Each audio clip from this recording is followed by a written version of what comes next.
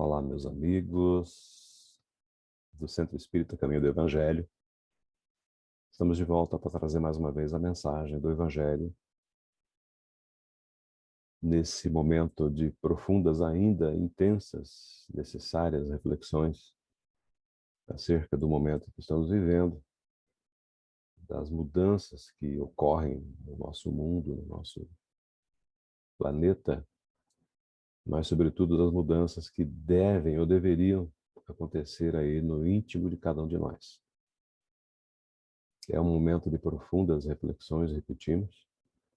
O Evangelho de Jesus é o roteiro mais seguro nesse momento, e sempre foi, na verdade, mas mais especificamente nesse momento, porque exige de cada um de nós uma autoanálise, uma autorreflexão e, consequentemente, uma autotransformação. É um período que não é novidade para ninguém, que a gente passa por uma fase de mudança. E repetimos, a mudança ela é exterior, o planeta muda, nós sabemos, mas essencialmente a mudança é interior. E hoje nós trouxemos um tema que talvez aparentemente fuja um pouco assim, do nosso habitual, das observações com relação a cuidado com pandemia e tal.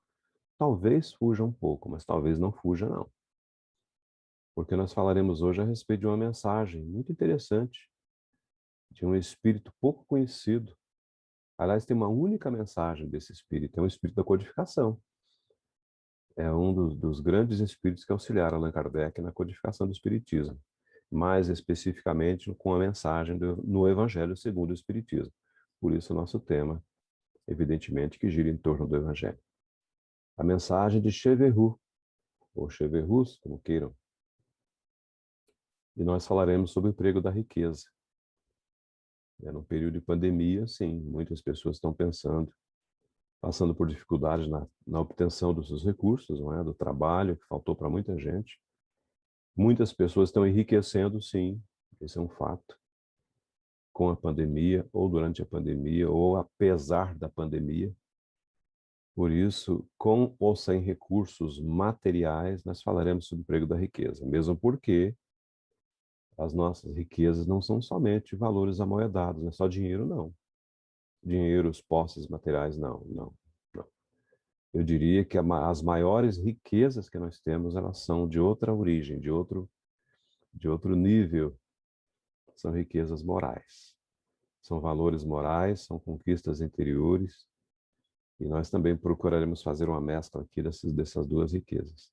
Nós convidamos a todos para que juntos façamos uma oração de agradecimento a Deus por essa oportunidade, pelas bênçãos dessa oportunidade, da nossa família espiritual aqui reunida, por meio ainda dos recursos eletrônicos, mas estamos unidos.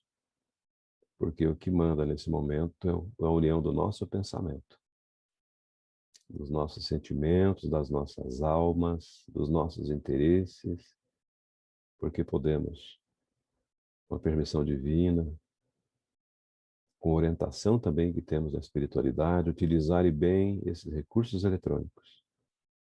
E é por intermédio deles que nós entramos no seu lar. Estamos diante de todos vocês agora, pedindo a Deus para que os abençoe, para que nos abençoe, para que todos nós sejamos encontrados com saúde, em paz, e aqueles de nós que passamos, suportamos as consequências da pandemia, que nós tenhamos a confiança, a fé, a esperança para suportar bem, com resignação e com coragem, as dificuldades no campo da saúde. Abençoa, Jesus, todos nós. E permanece conosco, amigo querido, hoje e sempre, te pedimos. O Evangelho segundo o Espiritismo, meus amigos, essa obra magna, chamada muito apropriadamente de o livro Luz da Codificação. No capítulo 16 desse livro, que tem o título Não se pode servir a Deus a Mamon, nós temos uma mensagem, já falamos de Cheverus. Dentro desse capítulo tem vários tópicos. Salvação dos ricos, preservar-se da avareza, Jesus na casa de Zaqueu, A parábola dos talentos também está ali. Utilidade providencial da riqueza, provas da riqueza, da miséria, desigualdade das riquezas. Por que que alguns de nós temos recursos, outros nós não temos? E o nosso tópico de hoje será um tópico dentro das instruções dos Espíritos, que tem a verdadeira propriedade, desprendimento dos bens terrenos, transmissão da riqueza, e o deles que nós escolhemos, o ponto que escolhemos, é o emprego da riqueza. Repetimos, é uma mensagem de Cheverroux, um espírito que, pelo nome, evidentemente, fica claro que ele viveu na França, né? E tinha um nome muito interessante. Tinha, não, tem, né? Jean-Louis Anne Madeleine Lefebvre de Cheverroux. Parecem vários nomes, né? Parece o nome Jean, parece o nome Anne, parece Madeleine, parece Lefebvre, parece Cheverroux, mas é um nome só. Repetimos. Jean-Louis Anne Madeleine Lefebvre de Cheverroux. Esse espírito ele deixou uma mensagem muito interessante no capítulo 16, que é o emprego da riqueza, sobre como nós devemos empregar a nossa riqueza.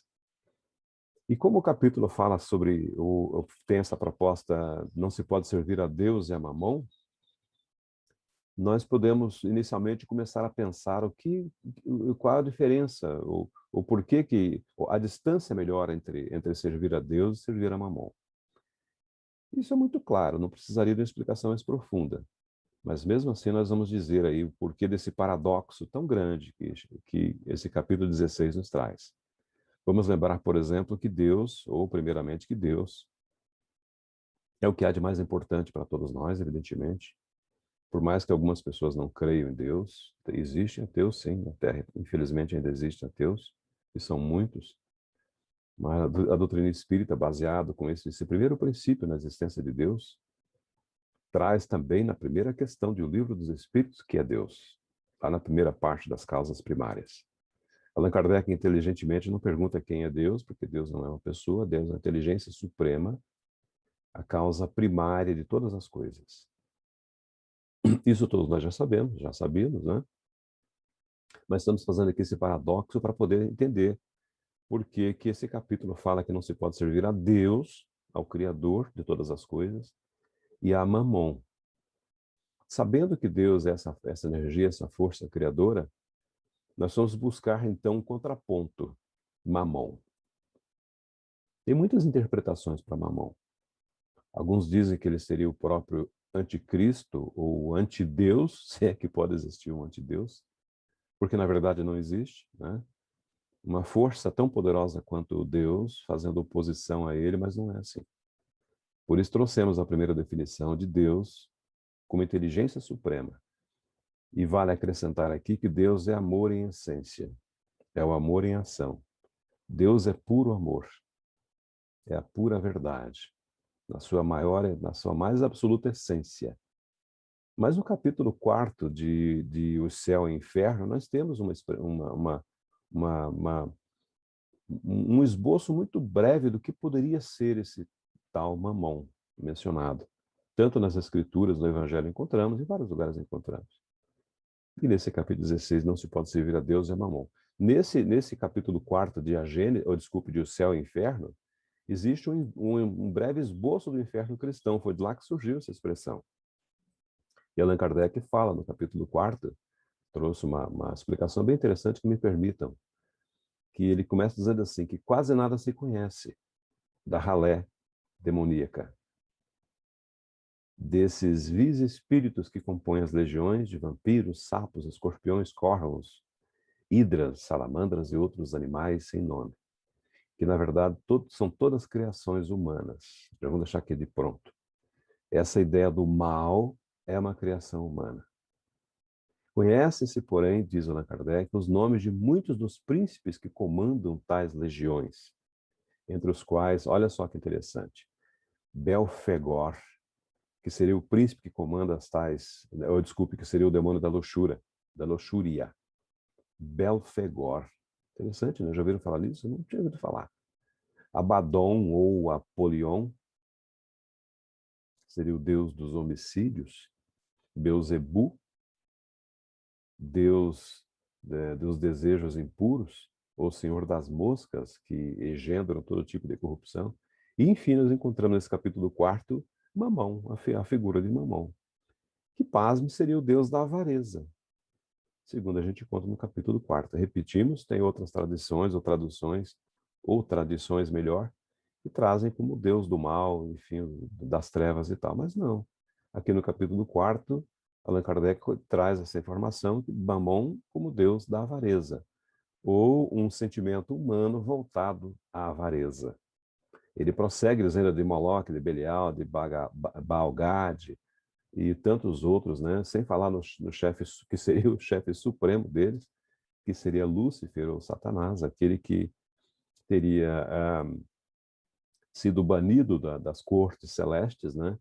E se voltado contra a divindade. Todos nós sabemos que são tradições humanas, isso tudo que eu falei para vocês, são criações humanas, simplesmente porque Deus não cria o mal.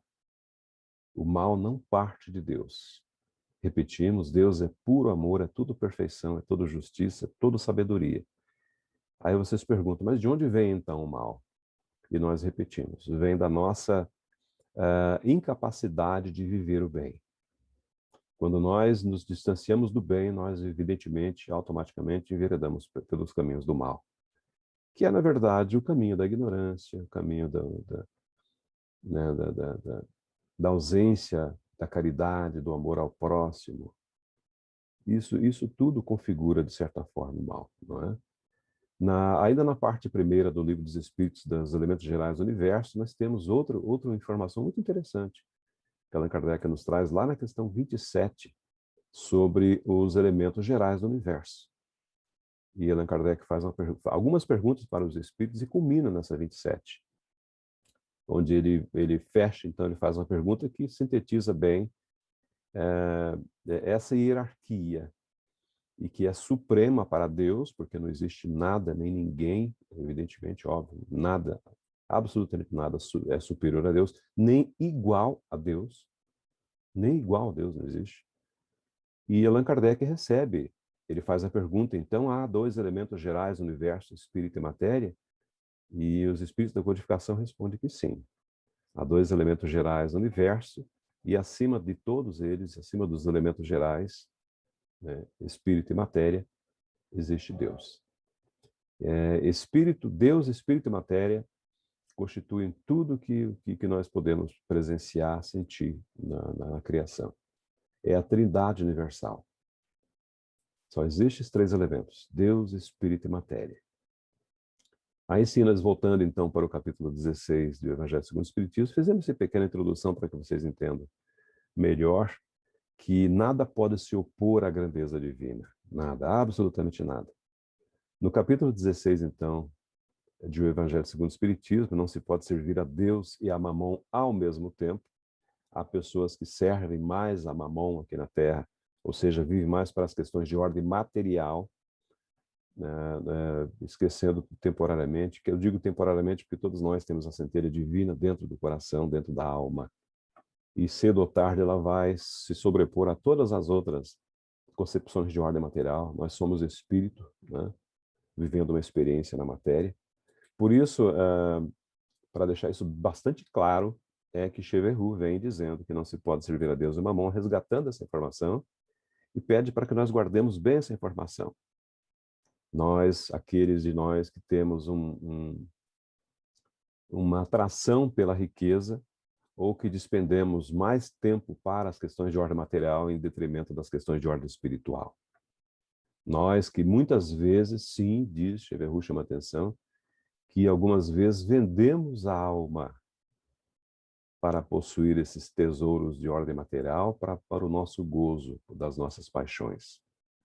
Ele chama a nossa atenção e diz de novo que nós não podemos servir a Deus a Mamon, porque de fato não podemos. Se nós temos a nossa alma dominada por esse sentimento da matéria, esse Espírito faz o convite para que nós, o mais rapidamente possível, alijamos isso do nosso ser, da nossa alma. Ele faz o pedido, faz a recomendação para que nós façamos isso o quanto antes. Para isso, nós devemos aprender a dar um destino à nossa riqueza, aos nossos bens, à nossa fortuna. Como que nós podemos fazer isso? Essa é a orientação que Cheverru dá nesse item 11 do capítulo 16. E ele diz que a solução para isso está na instrução, na orientação de Jesus. No amai-vos uns aos outros, ou nos amarmos uns aos outros. Aí está a solução. Simples, não é? O amar um ao outro, nos amarmos uns aos outros, é a solução para o emprego da riqueza. E ele diz que aqueles de nós que nos achamos animados desse amor ao próximo, temos a solução para esse problema. Não encontramos dúvida com relação a isso. Na caridade, no emprego correto das riquezas, nós estamos amando ao nosso próximo e, consequentemente, estamos amando a Deus. É lógico que Cheverru também faz deixa bem claro que não se trata de uma doação fria e egoística.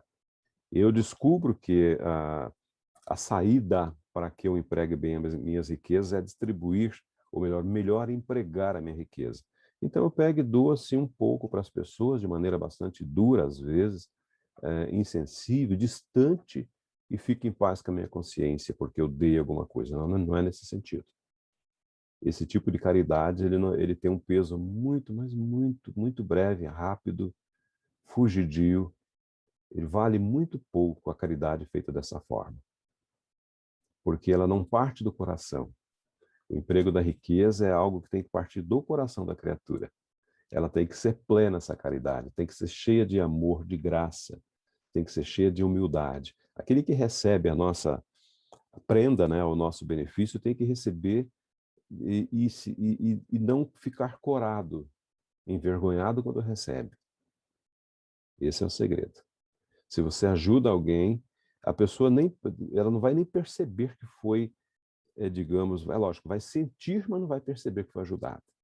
Porque você não vai tocar trombeta quando faz esse tipo de coisa. Nós não devemos fazer assim. E Cheverru fala que quando nós damos alguma coisa, né, que seja muitas vezes aquilo de que nos faz falta. Porque aquilo que nos sobra muitas vezes não vai fazer com que a nossa alma sinta a alegria de ter compartilhado alguma coisa com alguém, não é? Tem vários tipos, várias formas de fazer de exercer esse desprendimento, meus amigos. Uma delas, por exemplo, é antes de entregarmos alguma coisa para alguém, é uma experiência bem interessante que vale muito a pena ser feita. Que tal se nós ouvíssemos a primeira pessoa? Antes de entregar alguma coisa, seja o recurso material, seja o alimento, seja a roupa, seja o que for, seria interessante que nós ouvíssemos a pessoa. Porque muitas vezes o que a pessoa mais precisa não é do recurso material. Ela precisa de alguém que a ouça, não é verdade? De alguém que alivie a sua carga, né, de solidão, muitas vezes, especialmente nesse período de pandemia, não é? Em que muita caridade está sendo feita, isso é muito bom, mas, repetimos, mais importante muitas vezes do que o pão é o ouvido. É nós ouvirmos para que as pessoas se sintam acolhidas, né? Pertencentes, próximas, né? Assistidas, amparadas, amadas. Por isso, a caridade tem que ser feita com esse sentimento, né? E não somente se livrar de um recurso, né? Essa caridade, como diz o próprio Evangelho, é a maneira mais fácil de fazer a caridade. Eu dou o que eu tenho e minha consciência fica tranquila. Não. Tem que dar-se um pouco também. Quando nós damos alguma coisa, tem que ir alguma coisa de nós no que nós doamos. Por exemplo, vamos pegar um exemplo típico que me veio à mente agora. Você vai fazer uma doação de roupas. O inverno está aí, todo mundo sabe, né? E está chegando com bastante força. E nós vamos doar roupas. Aí nós pegamos aquelas roupas velhas, surradas, que já não servem mais, que já estão desgastadas, rasgadas, danificadas, desbotadas, enfim. Tudo bem, vai servir para alguém. Serve para nós. Mas que tal se nós fizéssemos a doação daquela roupa melhor também? Daquela que nós compramos e não gostamos, que ficou guardada um tempão. Todos nós achamos essa roupa, muitos de nós, pelo menos, achamos essa roupa sendo no nosso guarda-roupa, no nosso armário. Não é verdade? Procure lá que tem lá. E que tal se antes de passarmos adiante ela fosse lavada, fosse passada? Se ela tem um problema ou outro, que nós costuremos. Percebem? Porque agindo assim, quando essa pessoa usar essa roupa, receber essa roupa, sabe, vestir essa roupa, tenho certeza absoluta, ele vai sentir um pouco mais do que o calor que a roupa proporciona. Pode ter certeza. Ele vai sentir também o calor que você colocou, que o teu coração colocou nessa peça, assim também no alimento e assim também no dinheiro, gente. O dinheiro, quando é dado, ele tem que ser dado com o coração. Não ser jogado na face daquele que precisa, não, de forma alguma, por favor, não. Né? Por isso, tudo que Cheverru chama atenção. A forma, o emprego da riqueza, como nós devemos empregar nossa riqueza. Por isso, meus amigos, a mensagem é bem breve de Cheverru, ele diz bem no finalzinho da sua mensagem, derrama em torno de ti os tesouros também da instrução. Como nós já falamos, orienta a pessoa, se encaminha. Se é empresário, se você tem recursos, se você pode empregar, emprega. Não faça a caridade somente para aquele dia, no dia seguinte o indivíduo está precisando de novo. Não. Se for possível, dê para essa pessoa condições para que ele se mantenha. A maior das caridades hoje, todos nós sabemos, é o emprego. Porque é o tipo de ajuda que vai perdurar muito mais, vai elevar o moral daquele que recebe, vai fazer com que essa caridade seja estendida ainda para todo o seu círculo familiar, não é? Sobre os irmãos, outros irmãos, que nós não estamos vendo, mas que estão ali. Né? E é o tesouro do amor, segundo o Cheverru, que vai frutificar, vai se expandir, vai se ampliar, enfim. E acreditem, não existe nada mais interessante, mais gratificante para a alma do que receber os eflúvios de uma oração daqueles que estavam necessitados e que você socorreu, que você estendeu a mão. Na Revista Espírita, meus amigos, tem um contraponto de tudo que eu falei para vocês agora. Tem uma comunicação de um espírito chamado Sr. Morrison, ou Morrison. Ele era monomaníaco, a expressão que Kardec usou, que era um espírito muito rico. Ele era um inglês, ele desencarnou, deixou uma fortuna imensa de cerca de 100 milhões de francos. Está lá na Revista Espírita, repetimos, de 1858. E esse espírito, Sr. Morrison, ou Morrison, como queira, quando desencarnou, ele deu uma comunicação, ele foi evocado, né?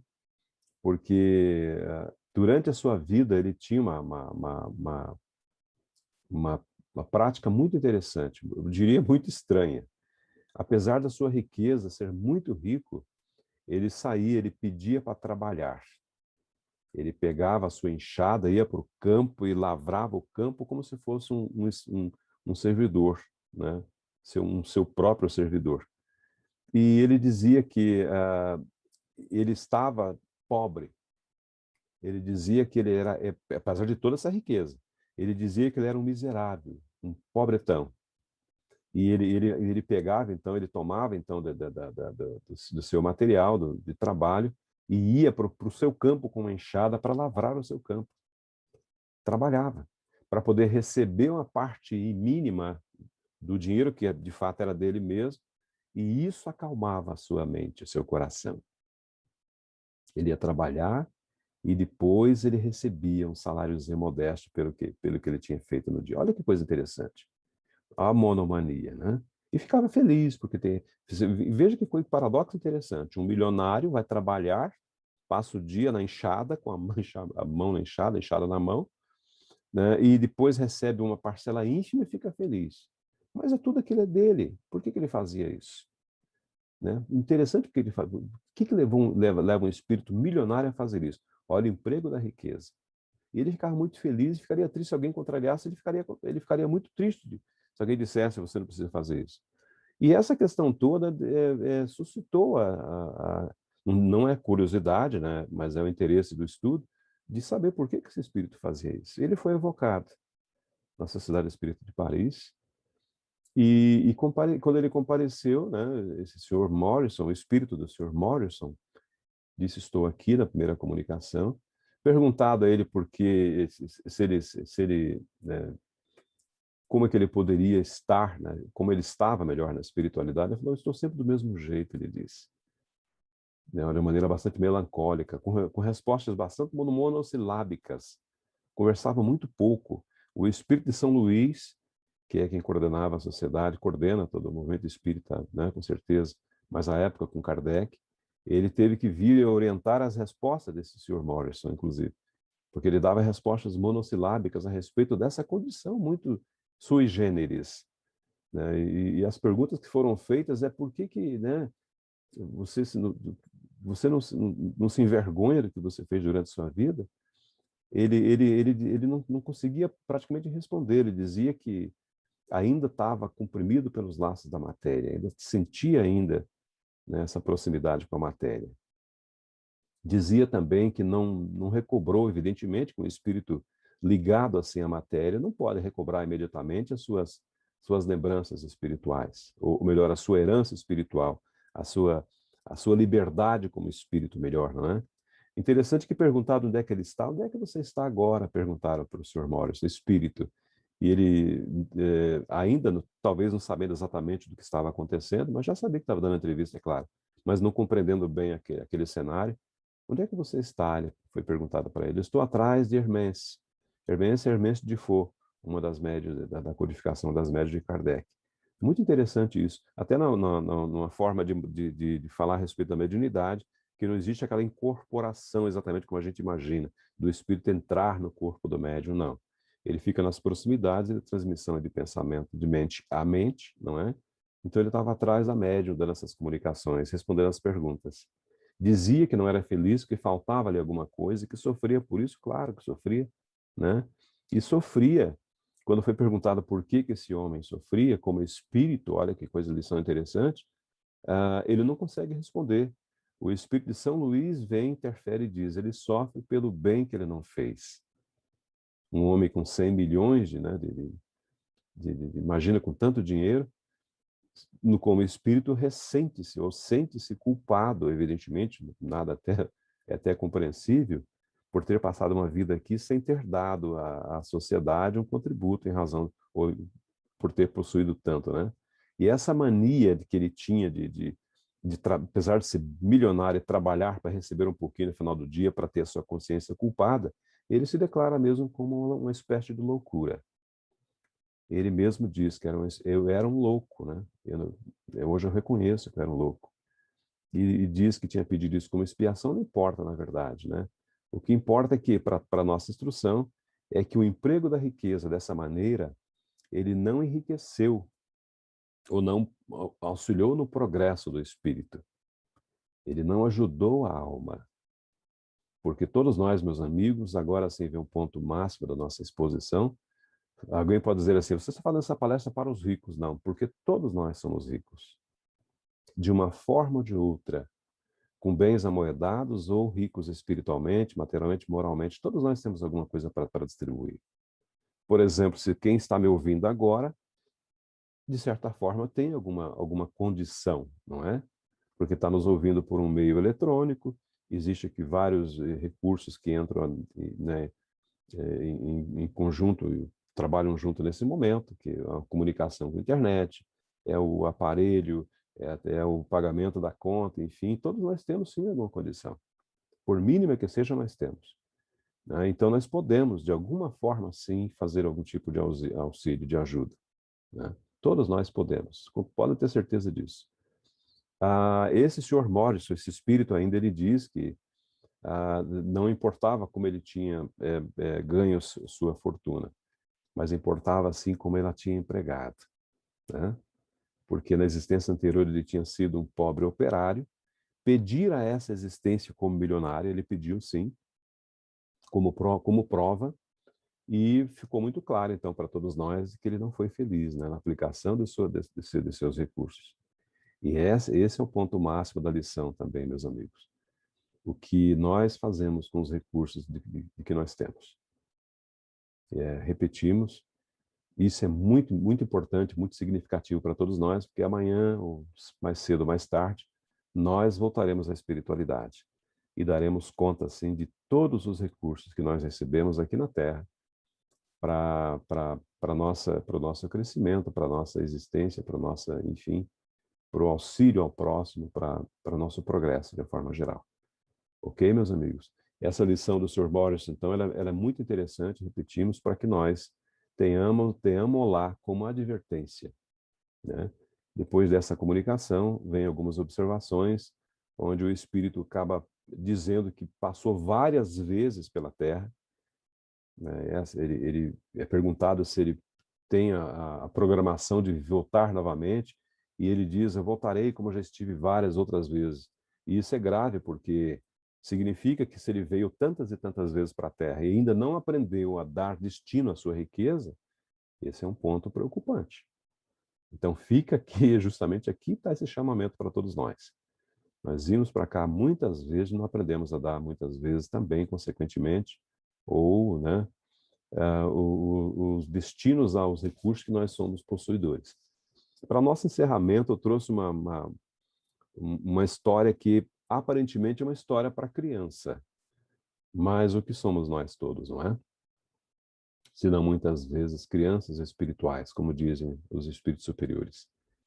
Porque nós temos condições de agir de uma forma e muitas vezes negligenciamos, lamentamos, né? Choramos, esperneamos, como se diz, e não ouvimos a voz da razão, a voz da lógica, a voz do bom senso. Por isso a história que eu trouxe para vocês, ela pode parecer assim uma história para criança, ela é contada muito para criança, mas ela serve para todos nós. Essa história está no Livro das Virtudes 2, O Compasso Moral, de William Bennett, que é uma obra, aliás, são 3 obras, né? O Livro das Virtudes, o Livro das Virtudes 2, O Compasso Moral, e o Livro das Virtudes para crianças, que é muito interessante. Esse, portanto, não é bem para criança, né, como nós falamos. Então, eu corrijo aqui, não é exatamente para criança, é para todos nós. Porque tem uma obra chamada O Livro das Virtudes, um terceiro livro para crianças, especificamente para crianças. E essa história que eu trouxe para vocês hoje para encerrar nossa exposição é A Dívida de Bradley. Trata-se de uma história vivenciada, vivida ou criada, idealizada nos Estados Unidos, que, por ser um país eminentemente capitalista, traz muito essa ideia de que os dólares são muito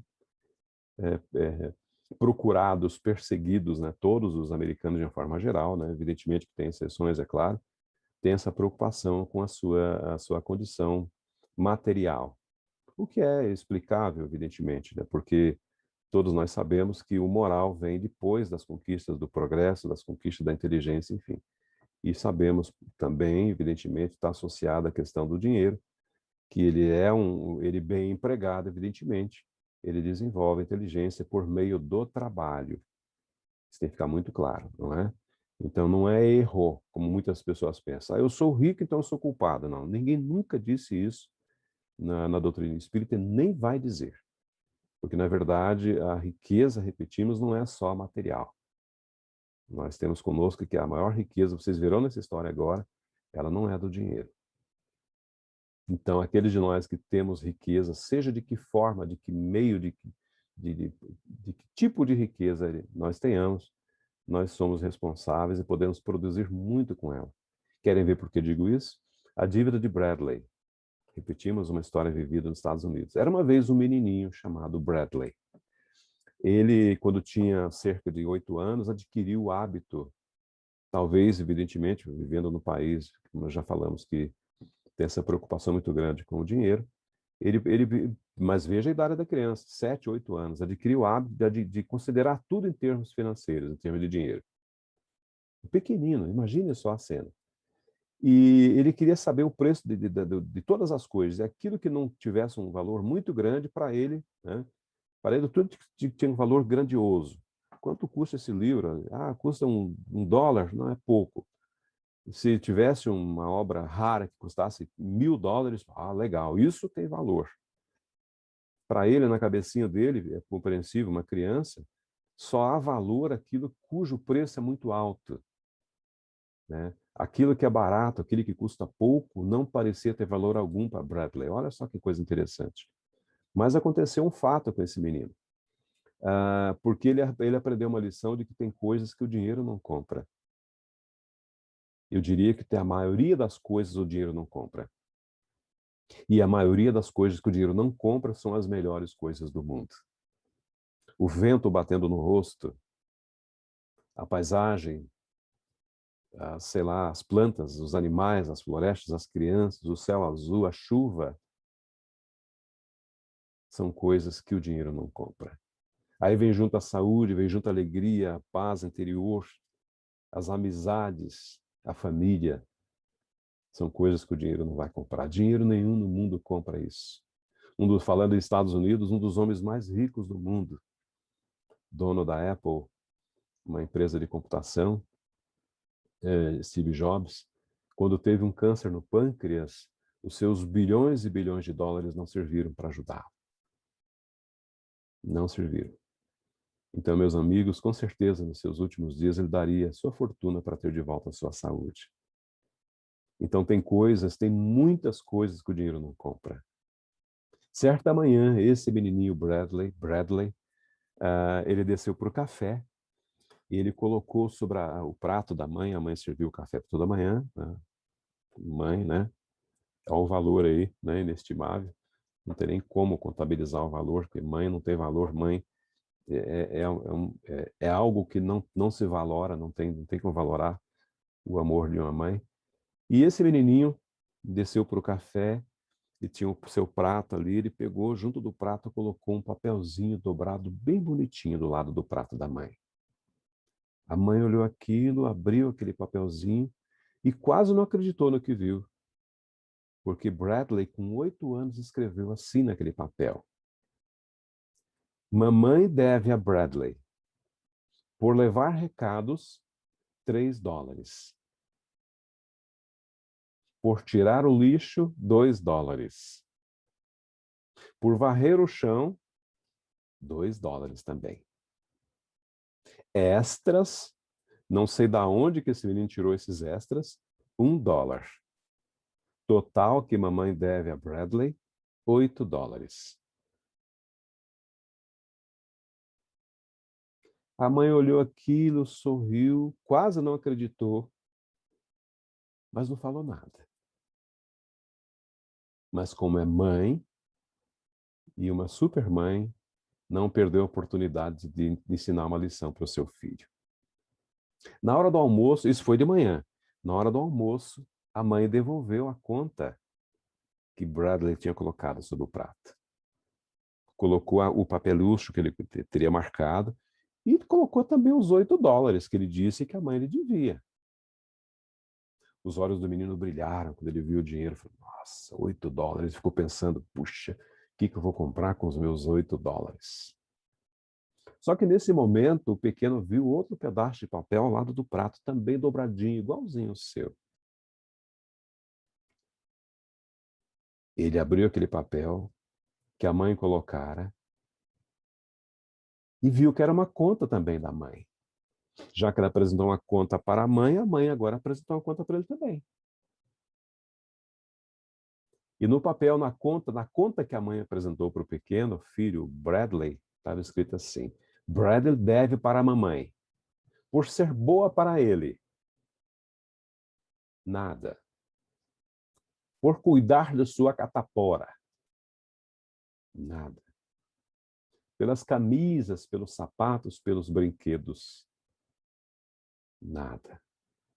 Pelas refeições diárias, como foi o café da manhã, o almoço, o jantar, pelo seu quarto arrumado, por tudo que a mamãe faz por você, nada. Total que Bradley deve para a mamãe, no final das contas, nada. O pequenino olhou aquilo e ficou olhando assim, e agora, o que eu faço? Ficou em silêncio, olhando para sua conta, olhou para a conta da mãe. Inteligentemente, o menino, caindo em si, levantou-se, pegou os seus $8, que estava no bolso já, tinha guardado no bolso os $8, levou, colocou na mão da mãe, devolveu para a mãe. Ele entendeu a mensagem. E a partir disso, ele passou sim a ajudar a mãe, continuou ajudando a mãe a levar o lixo, a cuidar, enfim, fazer tudo o que ele já fazia, mas agora sem cobrar nada. Começou a fazer isso por amor. para que nós meditemos a respeito do valor, dos valores, não é? Do dinheiro, de como nós devemos empregar a nossa riqueza. Fica aqui, meus amigos, então, essa mensagem de hoje. Perdão, passou um pouco do horário, ficou um pouco longa, mas nós pedimos para que todos nos perdoem esse excesso, não é? E para que nos acompanhem numa prece de agradecimento a Deus por essa oportunidade de falarmos a respeito do Evangelho de Jesus e de entrarmos na tua casa e conviver contigo nesse período, né, de alguns minutos, pedindo as bênçãos de Deus, nosso Pai, para todos nós. Que nós saibamos fazer o emprego justo da nossa riqueza, os nossos valores amoedados, os nossos vários tipos de benefícios, de dons, de oportunidades, pelo próprio tempo que temos, que podemos distribuir com alguém, compartilhar com alguém, colaborar com alguém. Que as tuas bênçãos, Jesus, nos ilumine as consciências, sobretudo nossas almas, nossos corações, nos dando fé, esperança, coragem, para que nós consigamos superar todas as dificuldades que se nos acercam nesse período de pandemia, que nós continuemos nos cuidando, nos protegendo, amando-nos, para que assim possamos também amar ao nosso próximo das maneiras, das formas, das mais diversificadas possíveis. Que as tuas bênçãos nos alcancem, Jesus, amigo. E como sempre pedimos, que a tua presença seja sentida em cada lar em forma de saúde e de muita paz. Obrigado, Senhor, mais uma vez por esta oportunidade. Abençoa todos nós e permanece conosco, amigo querido, hoje e sempre. Que assim seja, meus amigos, muita paz. Muito obrigado pelo convite ao Caminho do Evangelho e até uma próxima oportunidade. Muita paz.